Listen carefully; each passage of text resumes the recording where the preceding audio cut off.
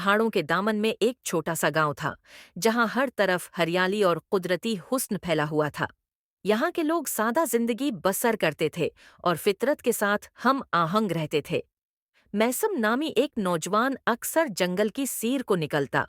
एक दिन जब वो जंगल में चलते हुए एक घने दरख्त के करीब पहुंचा, तो उसने एक कमजोर और मध्यम सी आवाज सुनी। तजस्सुस में मुब्तला होकर वो इस आवाज की तरफ बढ़ा तो एक नन्हे चीते को देखा जो झाड़ियों में तकलीफ में दिखाई दे रहा था। मैसम ने चीते को देखकर पहले तो खौफ महसूस किया, लेकिन जब उसने नन्हे जानवर की बेबसी देखी तो उसका दिल पिघल गया। चीता बहुत छोटा और जख्मी था, जैसे उसकी माँ उसे किसी खतरे में छोड़ गई हो।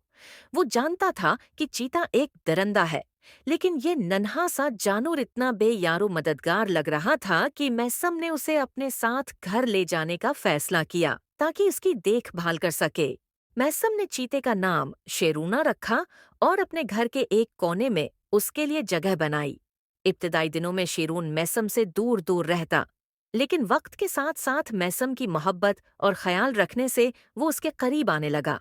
मैसम ने नहायत मोहब्बत और एहतियात के साथ उसकी परवरिश की।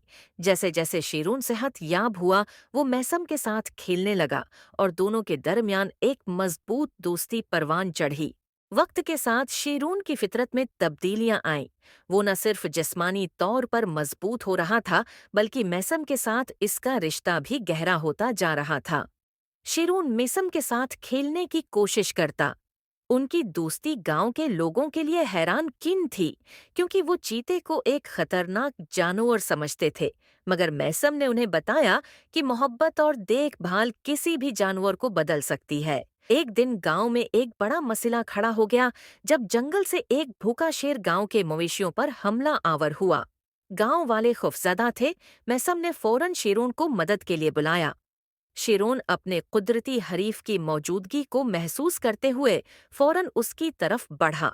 हैरत इंगेज तौर पर शेर ने शेरोन को देखते ही पीछे हटना शुरू कर दिया और बिलाखिर जंगल में वापस चला गया।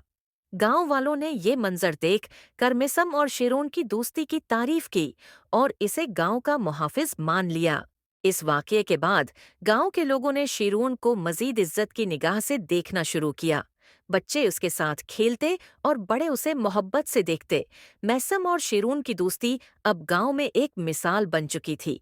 लोग हैरान थे कि एक इंसान और एक दरिंदे के दरमियान इतनी गहरी मोहब्बत कैसे परवान चढ़ सकती है। मगर ये मैसम की मोहब्बत और खुलूस का नतीजा था कि शेरून ने अपनी फितरी दरिंदगी छोड़ दी थी और इंसानों के करीब आ गया था। वक्त गुजरने के साथ शेरून एक मुकम्मल बालक चीता बन गया, लेकिन उसके दिल में मैसम के लिए वही मोहब्बत और खुलूस बाकी था। मैसम और शेरून की दोस्ती एक ऐसी मिसाल बन चुकी थी जिसे सुनकर लोगों के दिलों में मोहब्बत और इंसानियत की कदर पैदा होती थी। ये कहानी इस बात का सबूत थी कि मोहब्बत और वफादारी से हर रुकावट को दूर किया जा सकता है, चाहे वो इंसान और दरिंदे के दरमियान ही क्यों न हो।